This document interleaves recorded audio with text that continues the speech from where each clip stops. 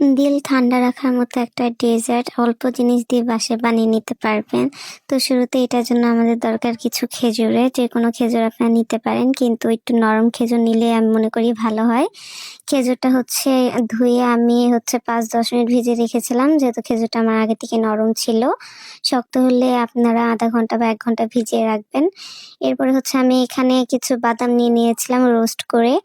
যারা কাঁচা বাদাম খেতে পছন্দ করেন তারা কাঁচাটাই দিবেন। আমি পার্সোনালি ভাজা বাদামটাই খেতে পছন্দ করি। তাই এখানে 3 রকম বাদাম দিয়েছি। কাজু, কাঠবাদাম আর আপনার রেগুলার যে বাদামটা আছে, চীনা বাদাম বলে। এরপরে এখানে আমি পরিমাণ মতো দুধ দিয়ে দিয়েছিলাম। দুধ দিয়ে চিড়া দিয়ে, এখানে আমার চিড়াটা ছিল লাল চিড়া। চাইলে আপনারা সাদা চিড়াটাও ব্যবহার করতে পারেন। লাস্টে কলা দিয়ে এটাকে আমি প্রায় 1 ঘন্টার মতো ফ্রিজে রেখে দিব। এরপরে এটা খাওয়ার আগে আপনারা চাইলে দই বা আইসক্রিম দিয়েও খেতে পারেন। আমি এটা আইসক্রিম দিয়ে ট্রাই করেছিলাম, অসম্ভব রকম মজা লেগেছে। আপনারা কিন্তু অবশ্যই এই রমজানে এটা ট্রাই করে দেখবেন।